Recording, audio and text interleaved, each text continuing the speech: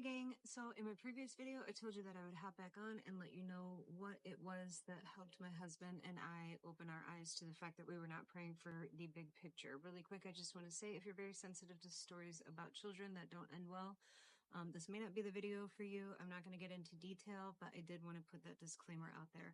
Also, everything that I'm about to say is not legal advice.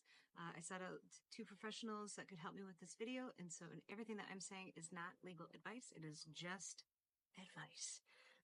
Okay, so what was it that helped my husband and I realize that? It was a very, very tragic story. A couple doors down, there was a 9-year-old boy who was neglected and abused to the point of death. Dad was arrested and is in jail. But not only did it help us open up our eyes about the fact that we weren't praying for the children in our community, but it helped me to realize when I needed to call. If I had seen this child, would I have called Child Protective Services? I really hope that I would have, but it really got me thinking, like, what qualifies a phone call to them? So, like I said, I sought out two people who could help me answer this question, and this is their answer. It's not always obvious. It's usually something under the radar. So there can be very obvious, clear signs that a child is being abused that you can see. Obviously, the big ones are going to be physical abuse, emotional abuse, and sexual abuse. But the under the radar ones are going to be certain things that are neglectful, and that's going to be not proper supervision, not proper nourishment, not proper medical care, shelter, clothing, education, and is the child being isolated from other people? And so obviously every state is going to be different. You can look into your state's recommendation as far as Child Protective Services goes on what you should do.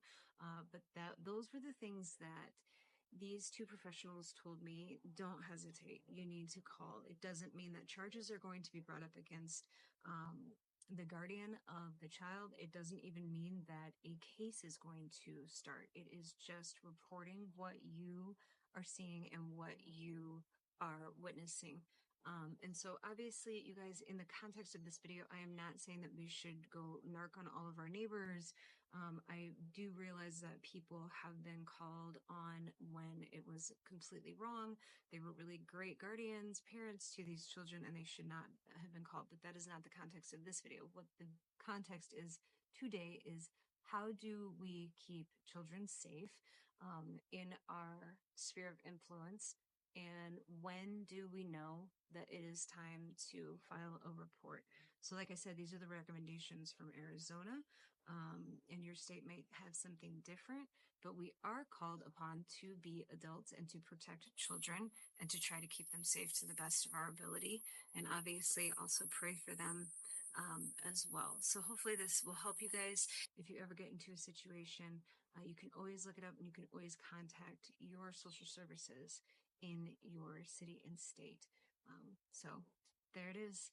It's the dang truth.